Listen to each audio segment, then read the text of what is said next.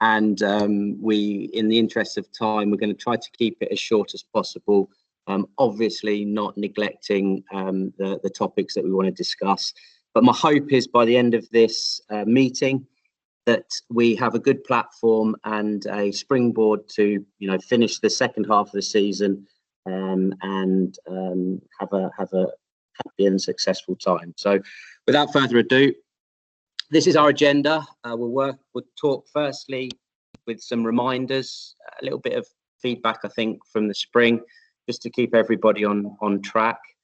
Then we'll talk about the player expectations for the spring, some important dates and scheduling. The ECNL is sometimes a little bit hard to get information from, but what information we do have, we will make sure that is put across to you. And then we just want to explain a little bit more about our training week plan. And this is predominantly for the under 14s to under 19 players and families. However, if you're a younger player and a parent of a younger child, stick around for that, because there will be some information there that will be useful for you when you get into those age groups. And then again, we're lucky to have Adam Barber here, who helps and works with our physical development side of training. And so we're just going to go over a little bit of our training plan for the physical side of development, and then just start to lay some foundations about linking nutrition with performance. Hopefully that takes around 45 minutes and it's of benefit to everybody. All right, here we go. So a couple of things, and this is aimed at the parents and the supporters of our players. Two things: playing time. I just wanted to remind everybody what we committed to and what you committed to. We had a few incidents over the course of the fall, which is quite normal. So I just wanted to take this opportunity to remind everybody what you signed up for and what we committed to. So we committed to a minimum of 25% starts over the season. That would only really be affected by poor behaviour, poor attendance, and then negatively impacting the game. So that would affect your playing time. And then also just to remind people that playing time is not equal. So there will be players on the team that play more than others.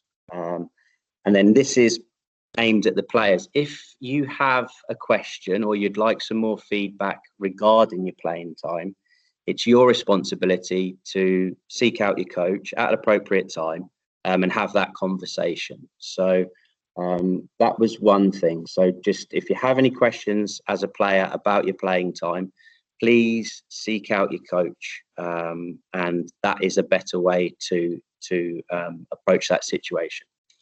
And then this is the second reminder.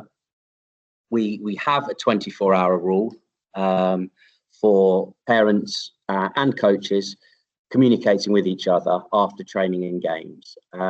And unfortunately, in the fall, a few times across the age groups, that rule was breached. All well intending. I mean, there was no real malice or aggression. However, it's not helpful in the long term. And so it's not something that we want to encourage or we want to allow. So I just wanted to remind everybody that if you can wait 24 hours, please, it just gives everybody a little bit of time. Passions run high on both sides. From the coaching side, I can speak personally, and on the other side, on the supporting and the parent side, I think the times that we wait 24 hours, the better outcomes everybody has. And that includes approaching coaches straight after a game and also phoning coaches. The only stakeholder that we are happy and comfortable with speaking to a coach within that 24 hours after training or games, again, is the player. So if you're a parent, please empower your player to come and speak to the coach if they have an issue.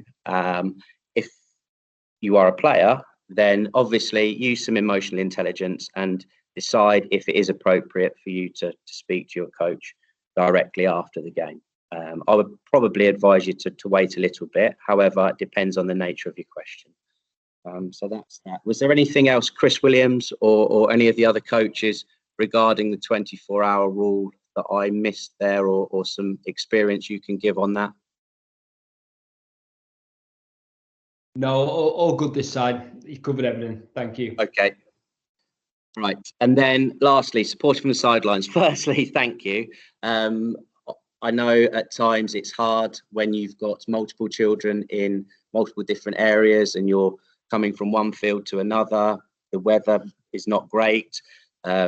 So we do thank you, and we know that the players would not be able to get to the games and we wouldn't be able to do what we do without you. So firstly, thank you very much. Secondly, just wanted to, we had a couple of incidents here, obviously not as bad as what's in that picture, but please refrain from shouting at the referees, the coaches and the players or our opponents. I do, and we would all agree at times the referees are not potentially great. However, they are humans and they do make mistakes like we all do. So please just control yourselves a little bit. Ours club is very good, I would have to say that, and I think you would probably agree based on opponents that we play. However, I think our job is to try to be the best version of ourselves. So just a little reminder for the spring. And then also, I've underlined it because it's massively important. We're a club that believes in a long-term development model. So by trying to coach your son or your son's teammates from the sidelines, even if you are correct, doesn't align with our long-term development model. Okay, if we had a short-term winning model, then I think that would be, you know, part of what everybody did to get a short-term result. However, we are looking at the long-term picture. So please refrain from coaching your son and his teammates. We had a couple of incidents, again, all well intended. However, it's not helpful in the long run. And then enjoy the game, clean up after you, and that's it really. Okay, players, reminders. Just want to make sure that our rituals and our culture continue from the fall into the spring. Meet and greet all the coaches and your teammates. Obviously, due to COVID, we will not be shaking hands, but fist pumps and eye contact and a little hello is good enough. Please make sure you line your bags up, you take your jewelry off if you're wearing it, you put shin pads in. You should know all of those rituals for arrival at training. The other thing that we need to remind some players about is the equipment. There's been quite a few footballs lost, and sometimes that can be avoided if we're a little bit more diligent with the equipment, and it's all of our equipment. So please take a vested interest in the spring to make sure that all the equipment gets taken care of. Again, sweep the sheds, and then this is an important one. Please make sure you say goodbye to your coaches and your teammates. Again, fist bump or a goodbye. That's vitally important. And then lastly, due to the fact of COVID again, make sure your masks are on. We are still in the same phase that we were at the end of the fall. So unless I hear otherwise, you will be required to wear masks in training and during the games. Okay. If that changes, obviously, we will let you know. All right, expectations for the spring. So this is guided at the players. So this is for the older players in particular. If you're a younger player, though, please pay attention, because that will be something that you will be expected to do at in your age group.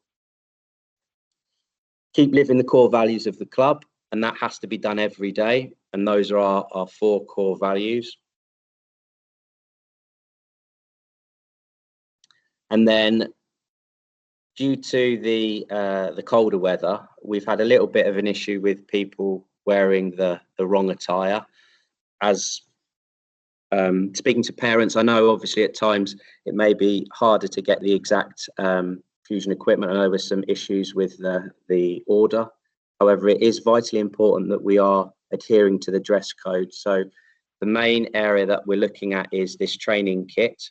And now it's a little bit colder, long sleeved tracksuit tops and tracksuit bottoms are required, along with hats and gloves. It is going to be cold outside. We won't be training inside. So please make sure that they adhere to the right colours and the right equipment. If you have an issue with trying to get any of the fusion items that are required, please speak individually to your coach. Okay, everybody should have seen, or every parent should have seen the spring training grid. The arrival time for the players is important, and if you look at the grid, the arrival time is stated underneath. It's basically 15 minutes before the time that's stated we start training. What we want to try to do is maximize the time on the field with the coach. So by arriving at the arrival time, ready to start your warm-up or your activation exercises, is vitally important to the efficiency of the session. So if you refer to the training grid, please make sure you're there at the arrival time stated, ready to start your warm-up.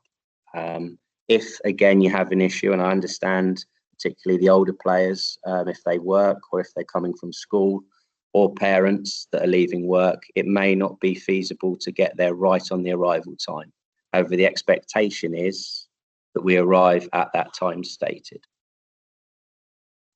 And this would be an example of it. So under 19s on a Monday, start at 5:30. So they would be expected to arrive at 5:15. The captains would be responsible for the activation exercises, the dynamic warm-up, and then the movement prep, which you would be given. And then the session would start and the coach would walk out at 5:30. And then again, finish at 6:45. So if we can all stick to that, we're going to have a little bit more of an effective spring. On review from the staff, we felt that potentially that's where we could do was an even better if for us. So the help from the players to arrive at that time is massively impactful.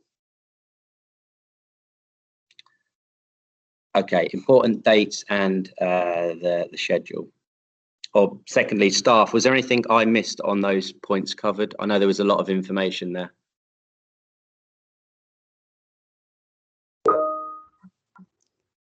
No, all good. Okay, we're carrying on. Hoping everybody's staying on track at home. Okay, important dates, here we go. So we return on January 11th, which is Monday. Make sure we wrap up warm. April the 1st to the 10th, that's Easter break. Obviously in our club, we have multiple different school districts. So we understand, you know, some of you may be saying, well, that doesn't align with our school break. I understand that, and we've tried to do lots of things, but there's no way we can do it. So if you're absent a little bit before because you're on break, or a little bit after because you're also on break, we totally understand that. Please just make sure you communicate with your coach if you are going to be away on those dates, or on dates other than those stated. Okay. Tryouts, we haven't set dates for those yet. They'll only be in the U11 to U14 age group. The older teams, the older players will be invite only. So just to let you know that. Last week of training should be May the 17th that week, with the last games being on May the 23rd. There will be ECNL playoffs. We've just learnt this recently. The exact date and location has not been released yet. I believe, and if Edwin's on the call, I know he was having some trouble logging in, it will be regionalised, at least the first part of it. So just want families to prepare for that. And then the schedule, all team managers should have received, and if you haven't, please let me know, an updated spring schedule from the ECNL, which they should have passed on to families. And again, if you haven't, please let me know or let your manager know. Last we heard from the ECNL on the conference call was that we're going ahead in the spring, and there shouldn't be any issues regarding the Virginia teams. However, obviously, they have to adhere to government mandates and state mandates, as do we. And if anything changes, we will obviously communicate that as soon as we can. If you did get the schedule, there are gaps in it. Please keep those dates open, because the coaching staff are looking to fill those with meaningful games and scrimmages to fill out the spring schedule. So just make sure that you don't, or you keep those dates open and don't commit to other things on those days. As you can imagine, it is quite hard at this time to get a consistent and fixed schedule. And then again, lastly, like I said, playoffs will be coming, and we'll let you know when those dates are. Teams do have to qualify, so some of us may be in contention for those, some of us may not. Adam, we did have a question about Tuesday practice changing to BB&T for the 1st of February. Yeah, good question. Excellent question. So what I'm being told by facilities is this first week of training, we will be able to use Bryan Park. And then from January the 18th to now I'm hearing February the 28th, we have to move to Truist Park, or formerly known as BB&T Winston, for that period of February the 18th. So January the 18th to February the 28th. Okay. Hopefully that answered the question. I think so. Okay, thanks, Chris.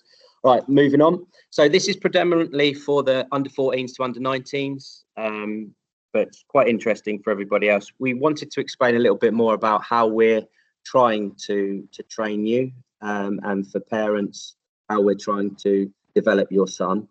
And so we thought it would be a good idea just to share a little bit of information on how we train during the week and why. So they're the dates of the week across the top. And then what we are looking to do is on a Monday would be more physical development. So that would be developing you physically, or helping to develop you physically, which would involve strength and conditioning and speed and agility. And Tuesdays are more positional, where players, again, and as you'll know, you get split into groups based around your position. Wednesday is more of a competition, and we call it Warrior Wednesday, and that's more competition and competitive small-sided games. And then Thursday, obviously, game preparation in your individual teams. And then again, Friday travel day. Saturday is normally game day, and then Sunday would be the recovery day. Sometimes we have a game on a Saturday and a Sunday, but that basically is what our week looks like and will look like in the spring for 14s to 19-year-olds. And then to get an idea, the Monday and the Tuesday is more based around individual development, and then Wednesday and Thursday is more team-based training, which then would, develop the team. And then what you would do on a Saturday or Sunday would be based on the minutes that you've played, and we'll get to that a little bit more. But hopefully that gives players a little bit of an understanding why on a Tuesday the defenders go off with the defenders and the attacking players go and do attacking things. It's just a way that we feel is a good way to start to develop individual players, and then also allow them to get some team training and get those concepts. Okay, so touching on that, we'll go into the physical training plan, and this is going to be new to the spring. However, it's something that we've been wanting to do for a while, and it's vitally important we do this. So we're going to introduce it in the spring. Obviously, feedback from everybody is great, and we'll look to make it better next fall. But we want to try to develop the individual within the team. So I understand it's a team sport. However, if we can develop better individuals, that will help the collective. And we are in a development business. So I'm hoping, and we're hoping, that by making each individual better, that will in turn be a byproduct of making the team better. So everybody's different. So it's important that we understand that, and we try to cater to people's physical needs as well as their positional needs. And obviously under 14s to under 19s, now we're starting to nail down a position for you. It helps with physical literacy, and that's something as a staff we've identified, and again working with Adam Barber, we've identified that the physical literacy of our players is probably not where it needs to be if we're going to be an elite level program. So it's our job to try to find ways to do that. And then again, like everything, the overarching theme is we're trying to maximize every player's potential. And then another reason why we're doing this is to try to keep all players' fitness levels as high as possible, regardless of status within the team. And what I mean by that is starter versus a substitute, or playing time. So again, like we said before, playing time differs from player to player. So we need to make sure that regardless of that, your fitness levels are still as high as possible. And that's why players may be grouped differently on a Monday and a Tuesday. So players, if you're wondering why you're in different groups sometimes, those are the reasons why. So this is a little example of the training plan. So for you have played the whole game on a recovery day, which would be a Sunday. You would do workout A to help maintain your fitness levels. If you played 75% of the game, then you'd have a different workout from your teammate who played the whole game. So it's important you understand why, and it's to do with minutes played. And again, this is for the 14s to 19s. And then if you played half the game, so you came out, you played half the amount of the game, 50%, you would have a different workout to be completed. And then if you played 25% or less of the game, then you again would have a different workout. So they are all designed to help maintain your fitness levels. So it's important that players understand when we're giving you workouts to do after the game or on the day after the game, if that's what's prescribed, it's nothing to do with anything other than your minutes played. Okay. And then an example of this would be player A played, I don't know, 25% of the game. And so they were given workout D to help maintain their fitness level. Workout D would look like this. So the position is a centre back. So based on our prescription, you would need to complete 5 100-yard sprints or runs, depending on whether it's 50% or 75%, and then 6 15-yard runs. And that would help to balance out the playing time that you didn't get. And then your fitness level is maintained. So that's just a little example of what we're going to be introducing this spring, and Adam Barber will be in charge of that, and you will be reporting to him to make sure that that's being carried out. Okay, when should I do this? All right, parents, this is obviously, I can probably hear some people saying some things about that, but in terms of ideally, we would prefer it if you did it immediately after the game. I understand at times this may not be possible, particularly if we're playing away, or if you need to take your child to go and pick up another child or drop off another sibling at another game. But we would like you to do that running after the game immediately. That's when it's going to have the maximal effect. If you can't do that, then if you can do it when you get home, then that will be accepted as well. Obviously, we would prefer it immediately after. However, we understand that it may be more beneficial for you to do that based on your situation. And then worst case scenario, like I said before, if we're away at CISA and we need to get back, then you can do it the day after the game. So Adam will explain more about that to the players individually, but parents, I just wanted to sort of give you an explanation, an idea of potentially why your son's doing some sprints and some running at home after the game, or immediately after, or on the Sunday, just so you understand a little bit about what we're doing. And then just some things for players to think about. Firstly, it's not a punishment, okay? So please don't see it as a punishment, and same with parents. If you see that, it's got nothing to do with suicide runs for non-behavior. It's purely to do with fitness and maintaining fitness levels. It doesn't mean that you're worth any less than a player who doesn't have to do the workout you're doing. So please understand that. As a player, embrace it and do it properly. And I know obviously sometimes it may be hard psychologically when you haven't played a lot and you're being asked to do this extra running. So put your warrior mentality or put your warrior cap on and get it done. Understand that we are trying to help you to be able to compete physically and from fitness levels, but as a player as well, and then see the bigger picture, because it's very important we keep all people's fitness levels at maximal level. And then also, and you can speak to your coaches on this, but it is what the professional players do. I don't know if you're going to get the opportunity to watch any games this weekend.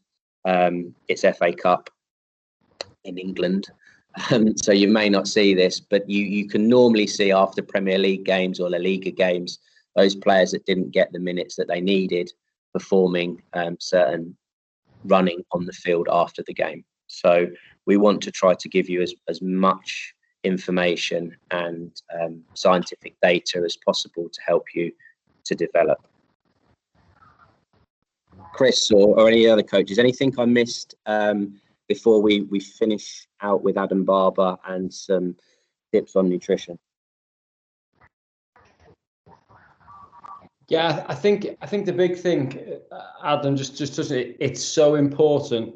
It's so important for the individual in order to maintain their fitness level and in order to be able to do those types of runs after a game or on that Sunday. It's so important, because what happens is, and I've seen it from a personal standpoint, and I've done it on a personal level, is you don't do the running and then you're called upon by your coach or your team, and then all of a sudden you're not up to the level or not up to the standard physically, because you haven't done that extra run. So give yourself the best opportunity to be the best version of yourself and get it done. So that for me would be my biggest tip as a coach.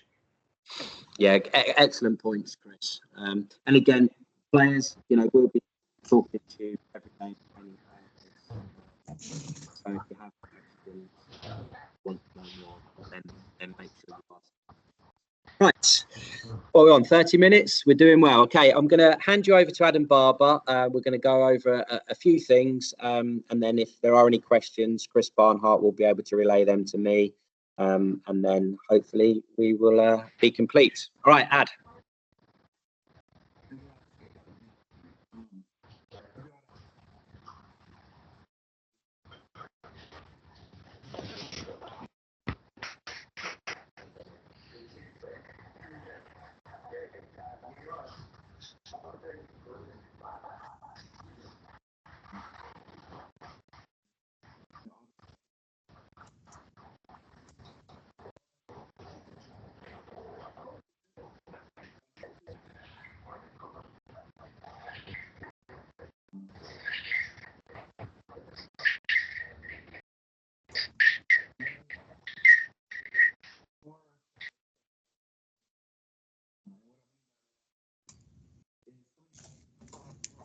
Adam Barber, are you there?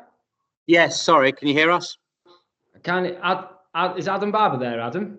Yeah, did you hear everything he just said or not? No, can't hear anything. No. Oh, sorry, hang on. He's going to move. Chris, if you can let us know. Can't hear you, Adam. Chris, can you hear me now? I can hear you now. There you go. All right, I'll start over. Thanks, mate. Absolutely. So first of all, good to be back with you guys. Hope you all had a happy holiday.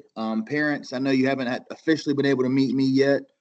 After this call or after this presentation, my email will be at the bottom of the screen. So you guys are more than welcome to ask questions and get in touch with me for any reason. But back to what I was saying is the reason these guys brought me on board was we wanted to take the level of play up to a professional standard.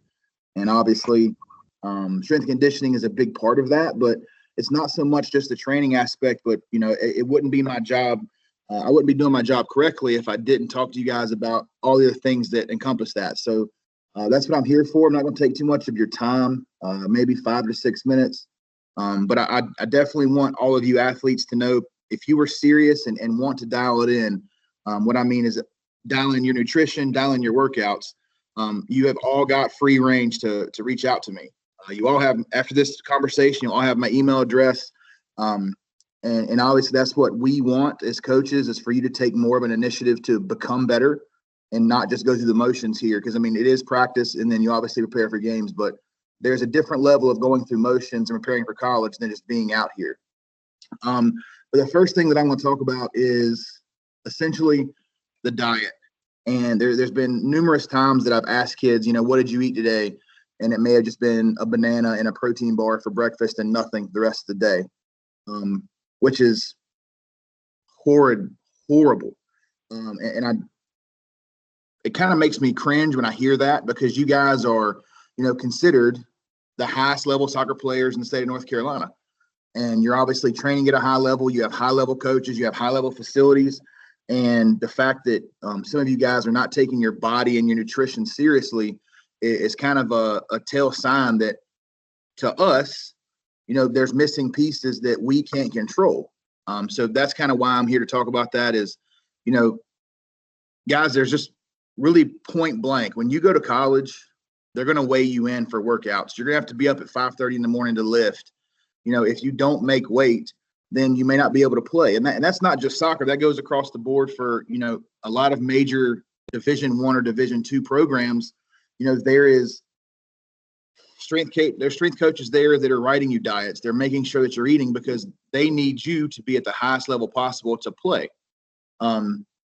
So guys, I know that some of you are in school and obviously have to drive a long way for practice and then obviously for games on the weekends, but it's very, very basic and simple to have a snack. And what I mean by that is, even if it's something as simple as a cheese stick, an apple, and a protein bar on your way to practice, that's going to be better than nothing. And I can't remember the actual young man, and I wouldn't call him out anyway, but we were here about, a month and a half ago, and he had a bowl of cereal for breakfast, and there was nothing else. And his body was giving out, and he was, I would probably say, on the verge of passing out. But, and I had to sit him down. And so one of the biggest things that the coaches and I have talked about, that if you can't make it through your conditioning with me or your agility with me, then I don't think that you need to be involved in practice. And that's the biggest thing is, you can't look at this situation of coming in and running more or doing more agility on the field and then sit down and then go back to practice. Guys, it's all one process. This whole thing is a process to get you to college and to make you better. So I took one of your teammates and club mates, and it's Josh Burgess. Obviously, he's a goalie, so it's a little bit different for him. He's not running as much as you guys. But there's one thing that I want to talk to you guys about. It's called your RMR, okay? So, which is your resting metabolic rate.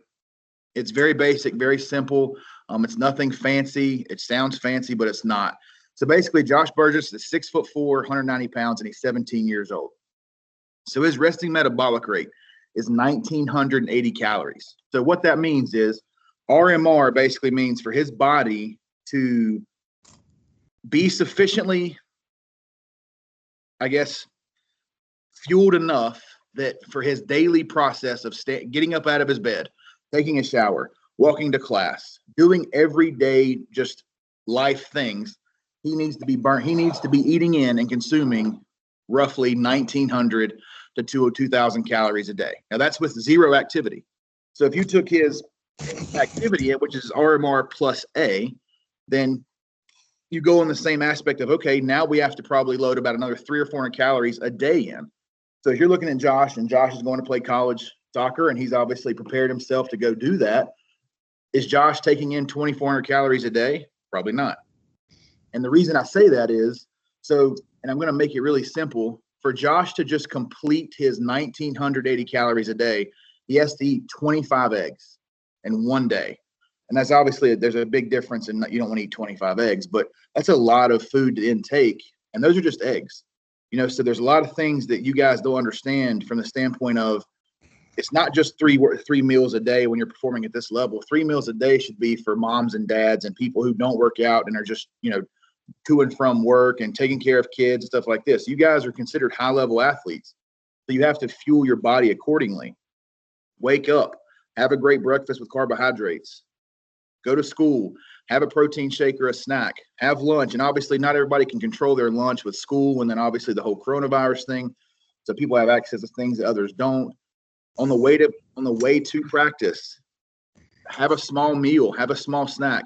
And then when you're done having practice, you have to have carbohydrates in your system, because what you're doing is you're depleting your body of everything when you go out and you run, and if you lift weights or if whatever you're doing, if you don't adequately supply yourself with the proper nutrients, then you're training for nothing.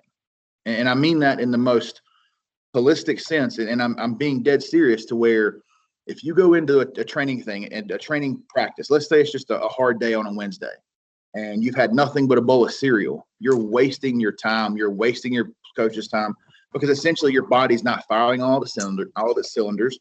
You're going to go through the motions. You're going to get tired. You're not going to be preparing your body for Saturday. So then come to Saturday, if you haven't adequately supplied yourself from basically recovering from all the practices, you're not going to be as good as you could be on Saturday. So what I told all the coaches is, my email is addressed to this. Any athlete that is seriously concerned and wants to understand more about their nutrition intake and how they should be eating, I don't care if every single person reaches out to me. I will personally write you an RMR plus A, which is basically what you need to be eating every single day to maintain the high activity level while still performing very, very, very high, which is what we all want you to do. I don't care if every single person does it. I will personally write you the diet that you need to have. Now, it's not going to be a diet like go eat salmon at this time. It's going to be an overview, but it'll have your RMR. It'll have your RMR plus A. It'll have supplementation help. It'll have a basically outline of what you would need, because Josh Burgess is not going to need to eat what Holden does, because Holden's obviously a smaller, not quite big enough athlete just yet. So it'll be for you. And then rolling right into that, guys, is sleep. And I know that with the craziness that we have going on, a lot of you guys are probably doing online school, and then some of you probably have the luxury of going to school, which is great. And I know everybody says you need 8 hours of sleep at night, but that's actually kind of false. 8 hours of sleep is for, once again, people who are just in the RMR stage of just everyday work, every day getting up, walking to and from places, no high intensive activity. And what I'm going to say probably is a little bit of a reach, but most of you guys who are very, very, very active, which all of you that I'm speaking to are, you need to be getting 10 hours of sleep a night. And you're probably thinking that's crazy. And you know what? In some of your schedules, it probably is, because some of you guys don't maybe not get home until 10 and doing homework, and you may not get in the bed till 11. But please understand that I am brought on to this group, meaning you guys, to make you all better. And I wouldn't do my job, these coaches wouldn't do their jobs, if we weren't trying to give you the best tools possible to move forward. And sleep, without anything else, is the number one thing you have to make sure you have first, because without sleep, everything else will fall. And you guys are young enough now where you can bounce back with a Bang energy drink or, something like that. But eventually, over time, you're going to overtrain yourself, which basically means you're not going to become as good. You're going to start hitting more plateaus instead of continuing to climb to become a better soccer player or a better athlete. And you're just going to become sluggish. And that doesn't mean it could be happening in 2 years from now. It could happen at the end of the season, whenever essentially the most of the biggest tournaments and everything, that's where you could be hitting those sluggish times. So you go from sleep to diet to overtraining. Now, all of you guys kind of probably are getting introduced to the training, to where if you play 50% of a game, we're going to want you to run a certain amount of time after games, certain amount of gassers or sprints or whatever. So the biggest thing is, the reason we want you, and parents, this is probably more geared towards you, the reason we want your athlete to run as soon as they can after that game, we don't want them overtrained. And what I mean by that is, so for example, hard game Saturday, you play 50% of the time. You got to go and you have to run another 300 yards worth of sprints, or whatever we dictate is that exact number. Then if you wait till Sunday and then you come back to me on Monday and it's a very hard workout, your body has no downtime to rest. So the sleep, the cortisol levels, which is your stressor of your bodies, the diet and everything, they all play a part in getting those cortisol levels down, letting your body relax, rest. I mean, because realistically, guys, I would prefer you did nothing on Sundays besides eat good food, sleep a lot, and just relax. So that's the whole benefit of trying to get you to run the day of or a few hours after the game, because your body is still needing that that training component to finish out to get to the game. If we just tell you, hey, take a break and then go finish your run on Sunday, you're not finishing in game ready time. You're finishing just another run on Sunday because your body's had time to just digest and degrade itself down from gameplay. So now you're sitting there and it's like your body's just trying to run just to run. And your body doesn't know, well, hey, I need to prepare myself to play 60%, 70%, even 100%. And then a lot of you guys also talk about other workouts you're doing, which is perfectly fine. If you want to go to a weight room, message me. I'd be more than happy to help you in a weight room. I'd be more than happy to give you workouts that are not going to interfere with the running and all of the extracurriculars we're going to be doing now as we're trying to step up as a program to give you guys more of a professional look and a professional approach to how we are going to try to transition you to become better soccer players. So, the weight room is very, very important. And, that'll be something that a piece that we connect future. But as of right now, a lot of you guys are going to the weight room and doing things that maybe are kind of negative about how we're training. And that's where your parents are paying a lot of money. You're committing a lot of time. The coaches are committing a lot of time. What I'm trying to get at, guys, is you don't need to do things that are going to negatively affect every single ounce of your training that you're doing, because at that point, you're wasting everybody's time. And this is obviously a team sport, but, Coach Adams spoke about individual. You need to be preparing as an individual. And if you're not prepared because of either overtraining, undertraining,